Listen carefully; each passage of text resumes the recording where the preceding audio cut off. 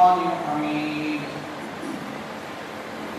أعوذ بالله من الشيطان الرجيم بسم الله الرحمن الرحيم ما كان محمد أبا أحد من رجالكم ولكن رسول الله وخاتم النبيين وكان الله بكل شيء عليما وقال الله تبارك وتعالى لقد كان لكم في رسول الله أسوة حسنة لمن كان يرجو الله واليوم الآخر وذكر الله كثيرا وقال النبي صلى الله عليه وسلم أنا آخر الأنبياء وأنتم آخر الأمم وقال النبي صلى الله عليه وسلم فضلت على الأنبياء بست أوتيت جوامع الكلم ورسلت بالرعب وأحلت لي الغنائم وجعلت لي الأرض مسجدا وطهورا وأرسلت إلى الناس كافة وختم بي النبيون أو كما قال صلى الله عليه وسلم.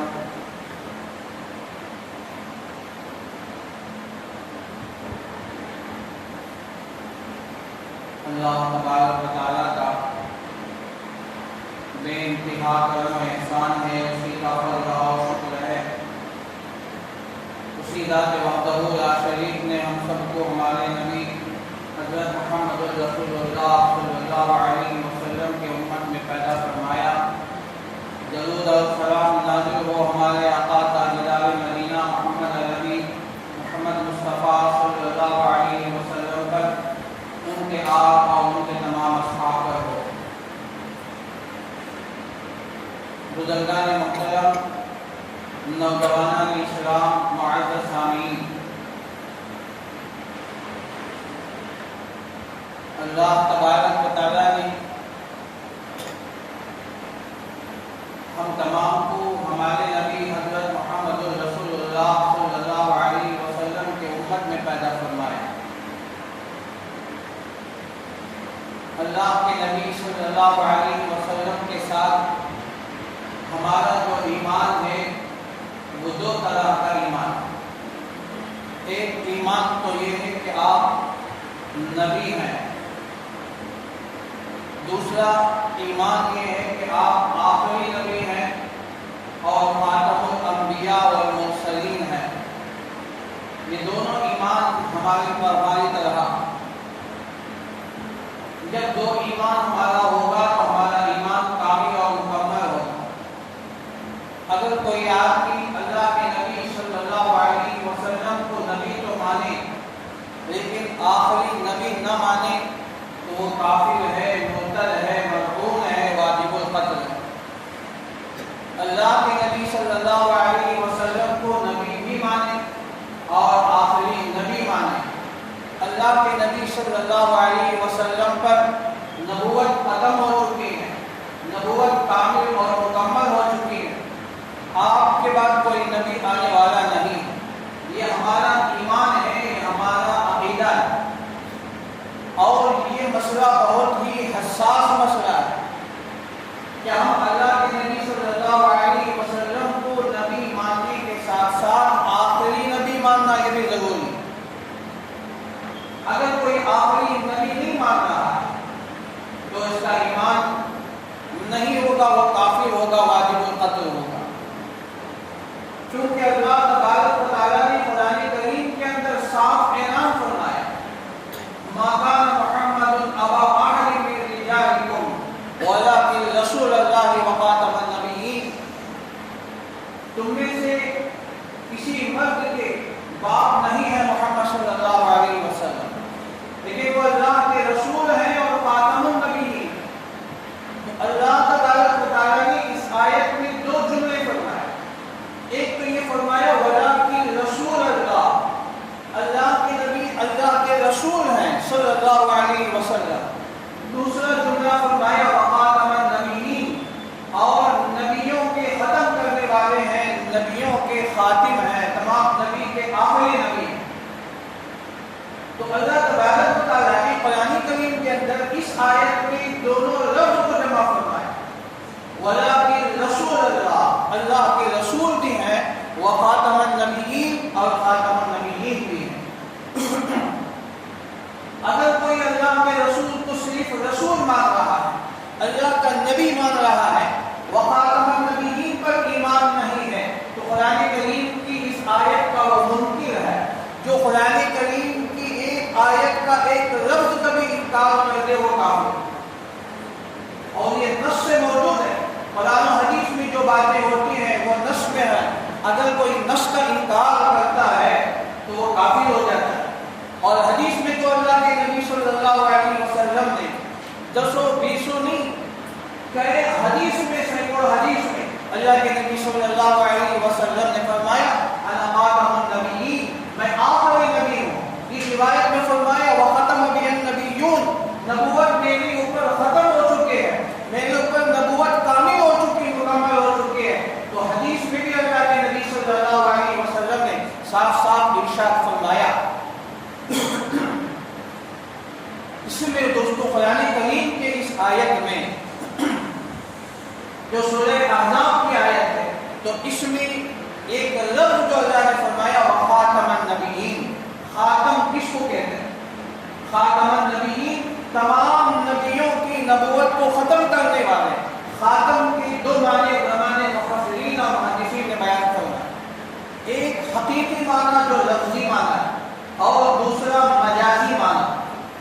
لفظی معنی یہ ہے کہ خاتم کے معنی ختم کرنے والے، آخر کے ہیں، یعنی اللہ کے نبی صلی اللہ علیہ وسلم تمام نبیوں میں سب سے آخر نبی ہیں، سب سے آخر میں آنے والے ہیں۔ جب سب سے آخر میں آپ آ چکے ہیں تو آپ کے بعد کوئی نبی نہیں آئے گا۔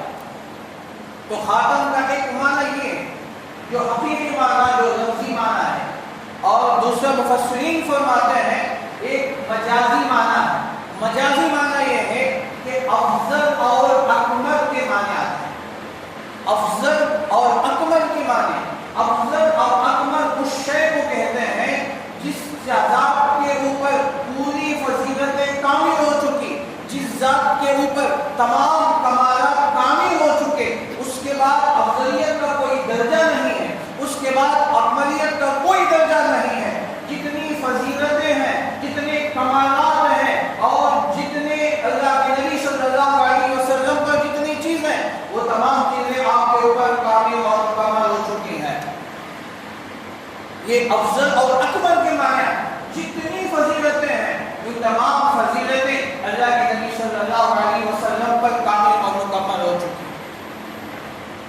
تو بہرحال اللہ تعالیٰ نے قرآن کریم کی اس آیت میں صاف فرمایا وخاتم النبیین، اللہ کے نبی صلی اللہ علیہ وسلم خاتم النبیین ہے، تمام نبیوں میں آخری نبی۔ بخاری مسلم کی حدیث ہے جسے صحیحین کی روایت کہتے ہیں، امام بخاری نے بھی اس روایت کو نقل فرمایا، امام مسلم نے بھی اس حدیث کو نقل فرمایا ہے۔ حضرت ابو ہریرہ رضی اللہ تعالیٰ عنہ فرماتے ہیں ان رسول اللہ صلی اللہ علیہ وسلم، اللہ کے نبی صلی اللہ علیہ وسلم نے ارشاد فرمایا فضلت علی الانبیاء بست، تمام نبیوں پر مجھے فضیلت دی گئی 6 چیزوں کے اندر۔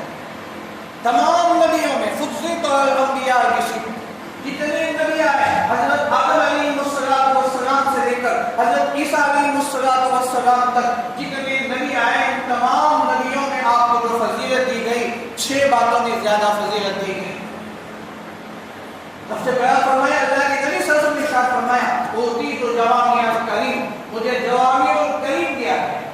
جوامع جامع کی جمع ہے، کلمۃ کی جمع ہے کلم، تو مجھے جامع کلمے عطا کیے گئے، یعنی اللہ کے نبی صلی اللہ علیہ وسلم کے الفاظ بہت ہی مختصر، آپ کے کلمے بہت چھوٹے چھوٹے ہوتے ہیں لیکن اس کے اندر معنی مطلب بہت زیادہ ہوتا ہے۔ آپ کی زبان سے نکلے ہوئے حدیث بہت چھوٹے مختصر ہوتے ہیں، جامع ہوتے ہیں، لیکن معنی کے اعتبار سے اس کے اندر بہت معنی خیز ہوتا ہے، اس کے اندر بہت سارے مطالب ہوتے ہیں، اس کے اندر بہت ساری گہرائیاں ہوتی ہیں۔ اللہ کے نبی صلی اللہ علیہ وسلم نے فرمایا اوتیت جوامع الکلم، تو مجھے جوامع الکلم دیا گیا۔ اور دوسری فضیلت فرمایا مدد فرمائے۔ دوسری ابو داؤد کی روایت میں اللہ کے نبی صلی اللہ علیہ وسلم نے ارشاد فرمایا 1 مہینے کی مسافت تک میرا روب ڈر دیا گیا۔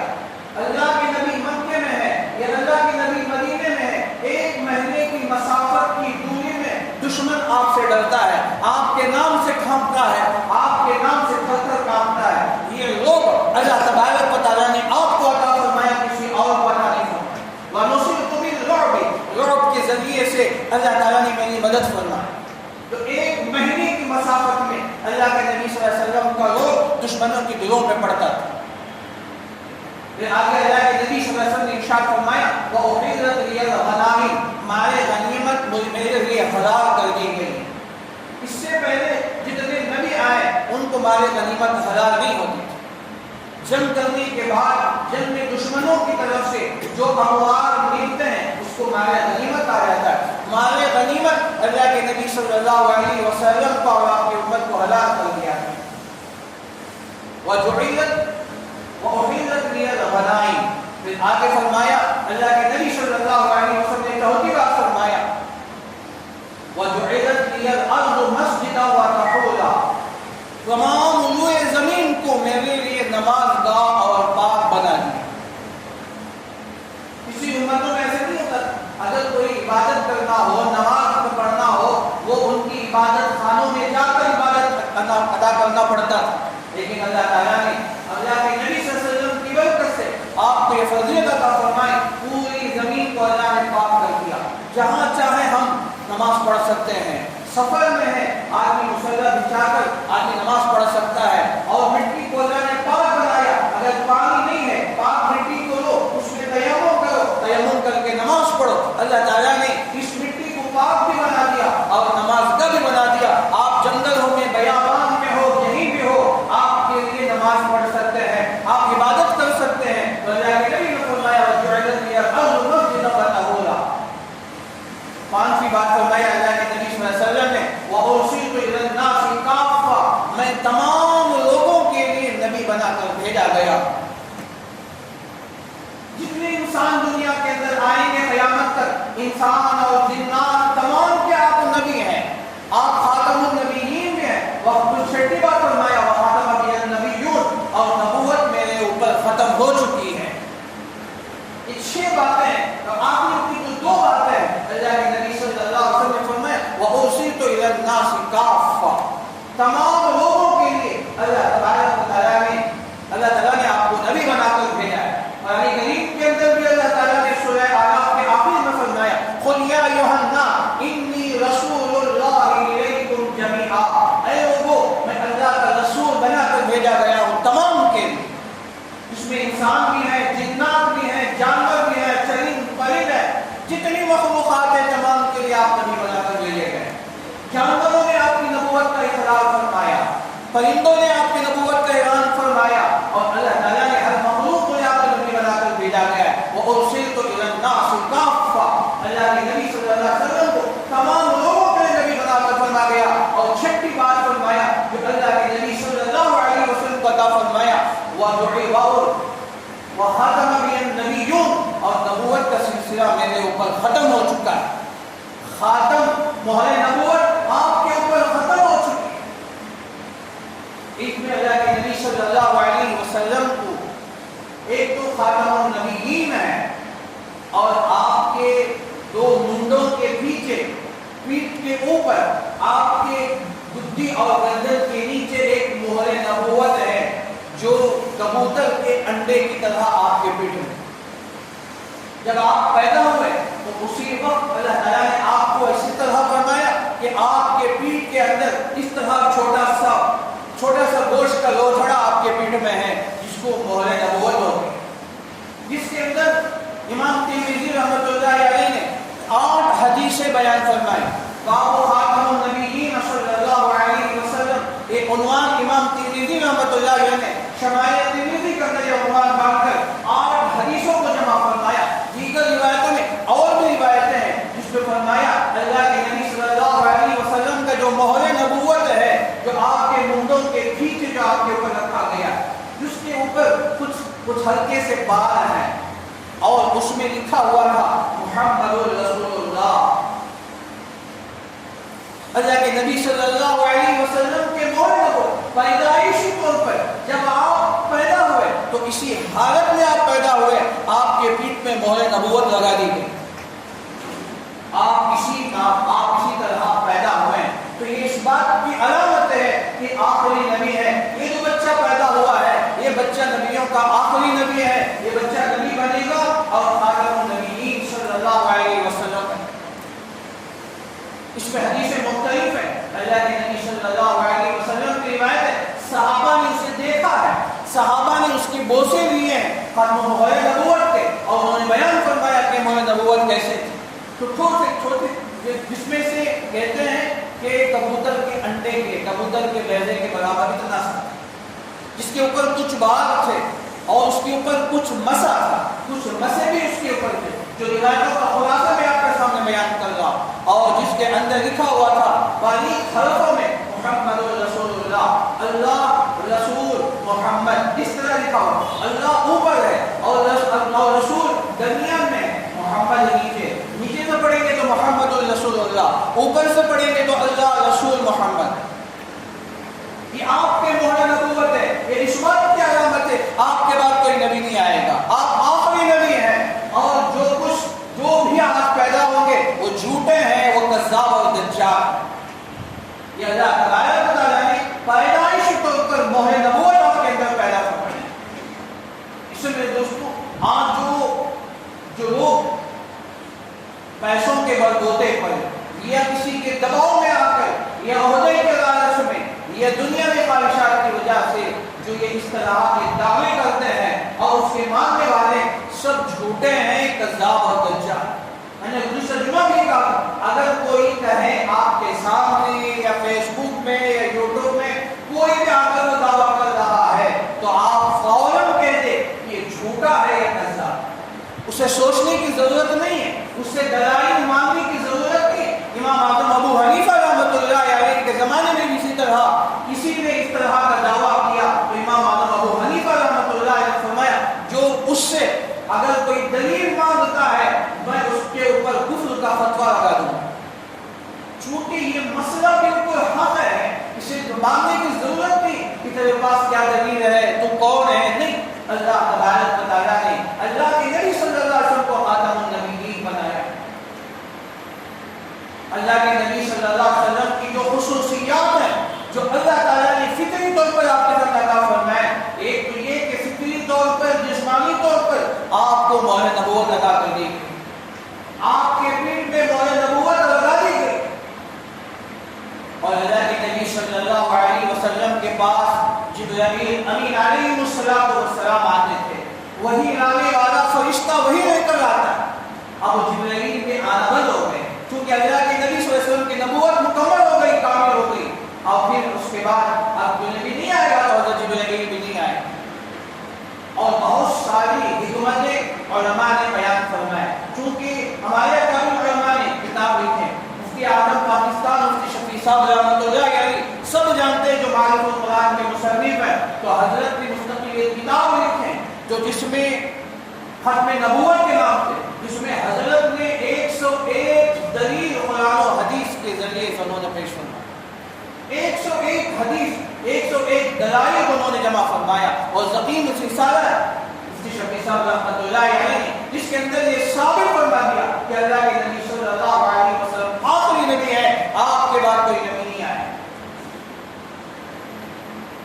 اللہ کے نبی صلی اللہ علیہ وسلم گزشتہ میں نے چند باتیں 7 یا 8 باتیں میں نے گزشتہ جمعہ آپ کے سامنے بات کہ حدیث سمجھنے کے لیے چاہیے موٹی موٹی مثالیں، موٹی موٹی باتیں اللہ کے نبی صلی اللہ علیہ وسلم جو آخری نبی ان کی کیا ہے. تو ایک بات یہ بھی آپ کے سامنے، اللہ کا نبی جو ہوتے ہیں آخری نبی کوئی شعر و شاعری نہیں کرتا. وما علمناه الشعر وما ينبغي له.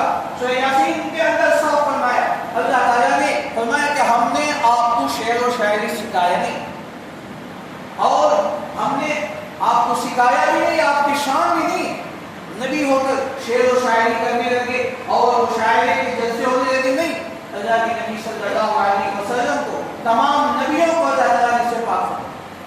اور نبی کی جتنی بیویاں ہیں وہ امت کی مائیں ہوتی ہیں، وَأَزْوَاجُهُ أُمَّهَاتُهُمْ. خود قرآن میں سورہ احزاب میں اللہ فرماتے ہیں محمد صلی اللہ علیہ وسلم کی جتنی 11 بیویاں ہیں تو 11 بیویاں بھی تمام بیویاں وہ سب کے سب پوری امت کی ماں ہیں. نبی کے انتقال کے بعد نبی کی بیوی تمام امت پر حرام ہے. جیسے ماں بچوں کے اوپر حرام ہو جاتی ہے اسی طرح پوری امت پر ماں حرام ہے, نبی کی بیوی حرام ہے. کوئی دنیا کا مرد نبی کی بیوی سے نبی کے انتقال کے بعد نکاح نہیں کر سکتا. تو قرآن میں اللہ تعالیٰ نے فرمایا وَأَزْوَاجُهُ أُمَّهَاتُهُمْ, اللہ کے نبی صلی اللہ علیہ وسلم کے ازواج مطہرات تمام کے لیے امائیں. پھر اس کے بعد فرمایا نبی جو کچھ چھوڑ کر دنیا سے جاتے ہیں وہ مال غنیمت وہ جو ان کی وراثت تقسیم نہیں ہو. اللہ کے نبی صلی اللہ علیہ وسلم نے ارشاد فرمایا مشہور حدیث ہے کہ نبی دینار و درہم چھوڑ کے نہیں جاتا ہے اور وہ دینار و درہم کا کسی کا وارث نہیں بنا. نبی کے انتقال کے بعد ان کے جو وراثت تقسیم نہیں ہوئی. یہ تمام موٹی موٹی مثالیں ہیں کہ دوستو جو ہم اس کو پہچان سکتے ہیں. تو اللہ کے نبی صلی اللہ علیہ وسلم آخری نبی ہیں جو تمام نبیوں کے نبی ہیں. اور حدیث میں فرمایا اللہ کے نبی صلی اللہ علیہ وسلم نے جامع ترمذی کی روایت ہے مشکات کی حدیث ہے اللہ کے نبی صلی اللہ علیہ وسلم نے ایک مثال دے کے بیان فرمایا میرے اور تمام نبیوں کی مثال ان مثلی ومثل الانبیاء, میری اور تمام نبیوں کی مثال ایک محل کی طرح جو محل تیار ہو چکا ہے اور تمام محل تیار ہو چکا خوبصورت محل تیار ہو چکا ہے اس میں ایک اینٹ باقی ہے. دیکھنے والے دیکھتے ہیں کہ یہ محل اتنا خوبصورت ہے لیکن دیکھنے والے زائرین دیکھنے کے بعد دیکھتے ہیں کہ ایک جگہ ایک اینٹ کی جگہ خالی ہے اور وہ کہتے ہیں کہ محل تو اتنا خوبصورت ہے لیکن ایک اینٹ کی جگہ کیوں خالی رہ گئی, ایک خلا کیوں رہ گیا. تو اللہ کے نبی صلی اللہ علیہ وسلم نے ارشاد فرمایا وہ آخری اینٹ میں ہوں. اللہ کے نبی صلی اللہ علیہ وسلم نے مثال دے کے بیان فرمایا جیسے محل کو تکمیل کے لیے آخری اینٹ رکھ دیا جاتا ہے تو محل کامل اور مکمل ہو جاتا ہے, وہ قصر وہ محل مکمل ہو جاتا ہے. تو اسی طرح تمام نبی یہ محل کی مثال ہے اس میں آخری اینٹ اللہ کے نبی صلی اللہ علیہ وسلم نے. اس امام ترمذی نے جامع ترمذی کے اندر اور اسی طرح مشکات کے اندر یہ حدیث اللہ کے نبی صلی اللہ علیہ وسلم نے بیان کی. اور دوسری حدیث میں اللہ کے نبی صلی اللہ علیہ وسلم نے ارشاد فرمایا انا آخر الانبیاء وانتم آخر الامم, میں آخری نبی ہوں میرے بعد کوئی نبی نہیں آئے گا. دوسری حدیث میں فرمایا لا نبی بعدی, میرے بعد کوئی نبی نہیں آئے گا ولا امت بعدکم, اور تمہارے بعد کوئی امت بھی نہیں آئے. جب اتنا لگا کہ نبی صلی اللہ علیہ وسلم تکمیل ہو گئے آپ کی مکمل ہو چکا ہے کامل ہو چکا ہے یہ امت بھی آخری امت. پھر دوستو یہ تمام باتیں جو مسئلہ آج پیدا کیا جا رہا ہے اور جو لوگ جگہ جگہ دعوے کیے جا رہے ہیں ختم نبوت کے کہ میں نبی ہوں, یہ تمام کے تمام جھوٹ ہے. آج سے تقریباً 80-90 سال پہلے مرزا غلام احمد قادیانی نے جو اس طرح کا اعلان فرمایا جو اس نے نبی ہونے کا جھوٹا نبی ہونے کا دعویٰ کیا. اس وقت ہمارے اکابر علماء کرام نے تو ان کا مقابلہ کیا, اس کے اوپر کتابیں لکھی اور اس کا بہار قادمہ ہوا. لیکن آج بھی اس کے خلفاء موجود ہیں. میں نے اس سے پہلی بار آپ کے سامنے آج جو موجود ہے کہ مسرور, اس کا نام ہے خلیفہ مسرور سے مشہور, جو مرزا غلام احمد قادیانی کا 7واں خلیفہ جو آج بھی وہ لندن میں بیٹھا ہوا ہے. تو 1 سال پہلے تقریباً وہ چلنے آیا, آ کر اس نے ایک بڑا پروگرام کیا اور اس نے لوگوں کو اس طرح دھوکے دیا اور لوگ اس کے ماننے والے تو اس نے اپنے ایمان کو خراب کیا بگاڑا. اس لیے آج ہندوستان, پاکستان یا بنگلہ دیش کے اندر خصوصاً ان تمام چیزوں کے اندر ہمارے نوجوانوں کو پھنسایا جا رہا ہے. تو اس سے ضرورت اس بات کی ہے کہ ہم اس مسئلے کو سمجھیں اور ہم اس پر پڑھیں, ہم اپنی اولاد کو علم کی دولت سے. اس لیے کہ ہم ایک تو یہ ہمارا مسئلہ یہ ہے کہ ہم کتابیں پڑھتے نہیں, علماء کے بیانات سنتے نہیں ہیں, لیکن ہمارے لیے اس کو سننے کے بعد ہمارے پاس وقت بھی موجود ہے.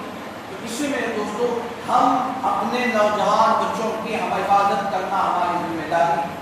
قرآن کریم میں اللہ تعالیٰ نے فرمایا یا ایھا الذین آمنوا قوا انفسکم واہلیکم نارا، اے ایمان والو تم اپنے آپ کو اور اپنی اولاد کو جہنم کے دیکھتی آگ سے بچاؤ۔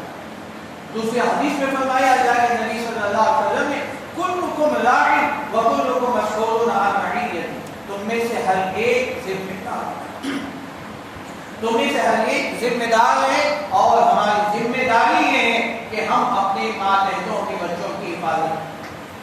تو اس لیے میں آخر میں یہی عنوان آپ کے سامنے رکھتا ہوں کہ آج ہم اپنے بچوں کی حفاظت کیسے کریں۔ تو ہم اپنے نوجوان بچے ہو یا بچیاں، ہم ان کی نگرانی کیسے کریں؟ تو سب سے پہلے ہماری ذمہ داری یہ ہے کہ ہم اپنے بچوں کو فریب کریں، ہم ان کے لیے وقت دیں۔ جب تک ہم اپنی اولاد کے لیے وقت نہیں دیں گے اس وقت تک بچوں کی تربیت نہیں ہوگی۔ آج ہم سمجھتے ہیں کہ میں تو بہت بزی مین ہوں، بہت مصروف ہوں، مجھے تو وقت ہی نہیں ملتا، میں صبح گھر سے نکلتا ہوں 10 بجے، پھر رات کے 10-11 بجے واپس آتا ہوں، میں تو اتنا مصروف ہوں۔ اور کوئی کسی کا دعویٰ ہے کہ میں ہفتے میں 1 مرتبہ اپنا گھر آتا ہوں، میں تو باہر نہیں تھا، ہفتے میں 1 مرتبہ سنڈے رہتا ہوں، وہ بھی بچوں سے ملاقات نہیں۔ میرے دوستو یہ وقت ایسا نہیں، تو ایسا وقت ضرورت اس بات کی ہے کہ ہم ہفتے میں 1 مرتبہ کم سے کم، جو لوگ اس طرح مصروف رہتے ہیں، جو اپنے کاموں کے اندر مصروف رہتے ہیں، ہفتے میں 1 مرتبہ اور اسی طرح 15 دن میں 1 مرتبہ ہم اپنے گھر والوں کے ساتھ بیٹھیں، اپنی بیوی بچوں کے ساتھ بیٹھیں اور ان کے ساتھ گھل مل کر رہے، ان کے ساتھ کھانے میں بیٹھیں، کھانے کے ساتھ اس کے بعد الگ وقت ہو جس میں اسی وقت بچوں کو بتائے کہ بھائی ہم کچھ دین کی باتیں کریں، ہم بچوں کی نمازوں کی نگرانی بھی کریں، دینی اور تعلیم کی نگرانی بھی کریں۔ ہم بچوں سے کہیں کہ بیٹے کہ ہم ایک ہفتے کے اندر ہم نمازیں کتنے ہمارے لاغا ہوئے، کتنی ہماری نمازیں قضا ہوئی، تو ہم نماز کی بنیاد پر ہم بات کریں، پھر قرآن پر بات کریں، پھر تعلیم پر بات۔ 3 ایجنڈے ہمارے پاس۔ پہلا ایجنڈا یہ ہے کہ ہمارا نماز، ایک ہفتے کے اندر ہماری کون سی نماز قضا ہوئی، ایک ہفتے کے اندر ہماری فجر کی نماز چھوٹی یا قضا ہوئی یا نہیں، ہم اپنے بچوں کے کاغذات۔ یہ اس وقت ہوگا میرے دوستو جب خود ہم نمازوں کی پابندی کریں، خود ماں باپ کے اندر یہ اہتمام ہو۔ مرد گھر کے باہر رہتا ہے، گھر کے اندر رہنے والی میری بہن میری ماں کی ذمہ داری ہے کہ نماز کا وقت جیسے ہی ہو جائے تو آپ اس ماں کو چاہیے کہ فوراً کہیں کہ اذان ہو چکی ہے، 10-15 منٹ میں نماز پڑھی ہو جائے گی، اپنے جوان بچوں کو، اپنے جوان بچوں کو مسجد میں بھیجیں، اہتمام کریں، گھر کے اندر وضو کرائیں، اپنے سامنے وضو کرائیں۔ ماں کی ذمہ داری، اگر ماں ہماری بہن اگر تھوڑا سا وقت نکال کر اپنے سامنے وضو کرا کے پہلے، اب بیٹا کہے گا اپنی مسجد میں تو حوض ہے، مسجد میں تو پانی کا انتظام ہے، وہاں تو بیت الخلا کا بھی انتظام ہے، وہاں تو گرم پانی کا بھی انتظام ہے، تو ماں کو ذمہ داری کی بات سمجھائے کہ بیٹے بات تو صحیح ہے، تو یہ جو حوض بنایا گیا ہے اور جو پانی جو رکھا گیا یہ باہر والوں کے لیے مقامی حضرات کے لیے، اب معاف کیجیے غلط نہ سمجھیں۔ میں آپ کو یہ بات بتانا چاہتا ہوں کہ حدیث میں فرمایا جو آدمی گھر کے اندر وضو کر کے نماز کی تیاری کر کے وضو کے ساتھ گھر سے باہر نکلتا ہے، چھوٹے چھوٹے قدم رکھ کر نکلتا ہے، تو حدیث میں فرمایا، ابو داؤد کی روایت مشکات کی حدیث ہے، شیخ الحدیث میں بجائے اعمال کے اندر لکھا ہے، تو فرمایا ایک ایک قدم پر اسے ایک ایک نیکی لکھی جائے گی، ایک ایک گناہ معاف ہوگا، ایک ایک درجہ بلند ہوگا۔ کہ آپ اتنے نیکیوں سے معلوم ہونا چاہتے، روزانہ 5 وقت اگر آپ گھر کے اندر وضو کر کے اس نیت سے اگر آئے، چھوٹے چھوٹے قدم رکھ کر آتے ہیں، تو ایک ایک قدم پر اگر آپ کا گھر خلیل میں ہو لیکن آپ کے گھر اور مسجد تک کے تو 500 قدم تو ہو ہی جائیں، 500 قدم میں 500 نیکی ہم چھوڑیں گے؟ اتنی بڑی نیکی، 500 نیکی، 500 گناہ ہمارے، 500 گناہ تو ہم نہیں کریں گے لیکن 500 گناہ تو معاف ہوں گے، 500 درجے ہمارے بلند ہوں، جو جس کا گھر جتنا دور ہوگا اتنی زیادہ قدم ہوں گے، اتنی زیادہ ہوں گے۔ جب اللہ کے نبی صلی اللہ علیہ وسلم نے یہ حدیث بیان فرمائے تو صحابہ نے ارادہ کیا کہ اپنے گھروں کو مسجد سے دور کر لیں تاکہ اجر اور ثواب زیادہ ہو جائے۔ یہ پانی کا انتظام، یہ حوض وغیرہ کا انتظام، یہ باہر سے آنے والوں کے لیے، مسافرین کے لیے جو اچانک باہر سے آ جاتے ہیں، ان لوگوں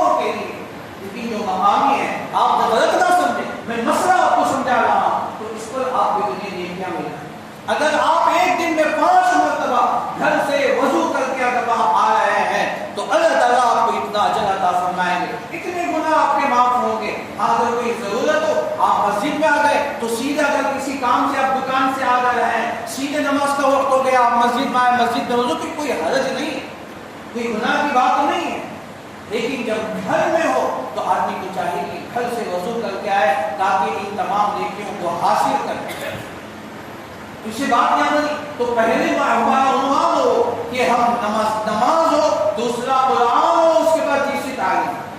تو اب آپ کی ذمہ داری ہے کہ ہفتے میں ایک مرتبہ، 15 دن میں ایک مرتبہ وہ اس طرح اپنے بچوں کو لے کر بیٹھیں، تھوڑی دیر، زیادہ وقت نہیں، 10-15 منٹ اگر لے کر بیٹھیں گے، ایک کارگزار گھر کے حالات اسے معلوم ہوں گے۔ اب ماں کی ذمہ داری ہے کہ 5 وقت نماز کے وقت میں بچے کو جگائے اور مسجد میں بھیجے، اور کہے تو اس طرح اگر کرتے رہیں گے ماں باپ اور اولاد کے درمیان ایک انسیت پیدا ہوگی، ایک محبت پیدا ہوگی، یہ دین کی بنیاد پر۔ یہ تو آپ کا رشتہ ماں باپ کا اور اولاد کا یہ تو ہے ہی، یہ نسبی رشتہ ہے، لیکن آپ اس طرح کریں گے یہ آپ کا رشتہ ایک علمی رشتہ آپ کا بنے گا۔ ماں باپ استاد بن جائیں گے اور اولاد آپ کے شاگرد بن جائیں گے، ایک روحانی رشتہ ہے، ایک روحانی رشتے بھی آپ کے اندر پیدا ہو جائیں گے، جس میں اللہ تعالیٰ برکتوں کو نازل فرمائیں گے، رحمتوں کا نزول ہوگا، فرشتوں کا نزول ہوگا۔ اللہ تعالیٰ ایسی ماں ہے جو اپنے بچوں کی نمازوں کی فکر کرتی ہو، اپنی شوہروں کی نمازوں کی فکر کرتی ہو، تو اللہ تعالیٰ اسے اجر عظیم عطا فرمائے۔ تو اس لیے باپ کی ذمہ داری پہلے میاں بیوی آپس میں طے کر لیں، ہمیں گھر کا ماحول ٹھیک بنانا ہے، پہلے ہم ٹھیک ہو جائیں گے تو دھیرے دھیرے ہماری اولاد کی تربیت صحیح ہوگی۔ تو اسے میرے دوستو تو یہ وقت اسی پہ ہو رہا ہے، تو بات یہ ہے کہ ہم سب سے پہلے ہم عزم کر لیں، ارادہ کر لیں کہ ہم اپنے گھر کے ماحول کو صحیح بنائیں۔ ہر آدمی یہ ارادہ کرے، فیصلہ کرے، اب وہ وقت نہیں رہا، اگر ہم اپنے بچوں کو صحیح نہج پہ لانا چاہتے ہیں تو دھیرے دھیرے یہ چیز ہوگی۔ تو پہلا عنوان یہ ہے کہ آپ نماز کی بنیاد پر، تو ماں کی ذمہ داری، باپ کی ذمہ داری، ماں کی ذمہ داری کہ نماز کو بچوں کو یاد دلائیں، وضو کرا کر بھیجے مسجد، اور ہفتے میں ایک مرتبہ یا 15 دن میں ایک مرتبہ باپ کی ذمہ داری کہ ہفتے کی کارگزاری لیں۔ اپنی ماں بیوی کے ساتھ بٹھائے جو بچوں کی ماں ہے اور پوچھے کہ آپ کے بیٹے نے نماز ہفتے بھر گئی نہیں، اسی نماز قضا ہوگی ہے، تو آپ اس کی وجہ پوچھیں اور اس کو سمجھائیں، محبت سے سمجھائیں کہ بیٹے اگر نماز قضا بھی پڑھیں گے، نماز تو آپ کی ادا ہو جائے گی، لیکن قضا کرنے کا کتنا بڑا گناہ ہے آپ اسے سمجھائیں گے۔ 1 سے 4 بار آپ کہیں گے تو بچے کے ذہن میں بیٹھے گا کہ نماز چھوڑنے پر، نماز قضا پڑھنے پر کتنا بڑا گناہ ہوا ہے۔ اس لیے پہلا عنوان تو یہ، دوسرا عنوان قرآن ہے، تیسرا عنوان تعلیم ہے۔ انشاءاللہ آئندہ جمعے کے اندر انشاءاللہ آپ کی بات ہوگی۔ میرے دوستو تو ہم اس وقت ضرورت اس بات کی ہے ہم اپنے بچوں کے درمیان میں ایک تعلق پیدا کریں، اپنے بچوں کو قریب کریں، پھر اس کے بعد بچوں کو سمجھنا ہمارے لیے آسان ہوگا۔ ورنہ عام یہ ہوتا ہے ماں باپ ایک کمرے میں ہوتے، یہ بڑے بیٹے کا ایک کمرہ ہوتا ہے، بیٹی کا ایک کمرہ ہوتا ہے، وہ اپنے اپنے کمروں میں چلے جاتے، کھانے کے وقت میں کھانا ٹیبل پہ رکھتا ہے، کھانے کا آواز کھائے، ایک وقت میں بیٹا آ کے کھاتے چلا گیا، بیٹی آ کے کھاتے چلے گئے، کوئی تعلق نہیں، کوئی ربط نہیں، ایک گھر کے اندر رہتے ہیں، اس کا کوئی فائدہ نہیں ہوتا۔ تو اس لیے بچوں کو جوڑے اور بچوں کے گھر کے اندر اگر ہماری فیملی اگر یہ مضبوط ہو گئی تو انشاءاللہ پورے خاندان کے لیے نمونہ بنے گا، پورے محلے کے لیے نمونہ بنے گا۔ ہمیں عزم کرے، ارادہ کرے، پھر انشاءاللہ جب ایک فیملی ہو جائے گی، یہ 5 انگلیاں بنے تو مٹھی بنتی ہے، جب یہ مٹھی بن جائیں گے تو پھر انشاءاللہ ہمارے بچے کے فکریں گے نہیں، کبھی فتنوں کے اندر مبتلا نہیں ہوں گے، کبھی کسی غلط لوگوں کے ہاتھ میں نہیں جائیں گے، غلط لوگوں کے نصیحت کے پاس نہیں جائیں گے، انشاءاللہ مضبوط رہے گا۔ چھوٹی سی چھوٹی بات وہ اپنے باپ کے مشورے کے بغیر نہیں کرے گا، اپنے ماں کے مشورے کے بغیر نہیں کرے گا۔ مطیع فرما بردار بیٹا وہ ہوتا ہے، بیٹی وہ ہوتی، کوئی بھی مسئلہ ہو تو اپنی ماں سے مشورہ کرتا ہے، اپنے باپ سے مشورہ کر کے کرتا ہے، تو وہ بچہ سمجھدار ہوتا ہے۔ لیکن وہ سمجھداری ہم پیدا کرنا ہے، ہم کو پیدا کرنا پڑے گا، وہ بچے خود پیدا نہیں کریں گے۔ ہم سمجھا ہے کہ بیٹے آپ کو کوئی بھی مسئلہ آپ مجھ سے ڈائریکٹ فون بات کریں، آپ میرے آفس میں ہو، میں کہیں بھی کمپنی میں ہوں، آپ مجھے کال کریں، آپ مجھے میسج کریں، میں آپ کو سمجھاؤں گا سمجھاؤں گا۔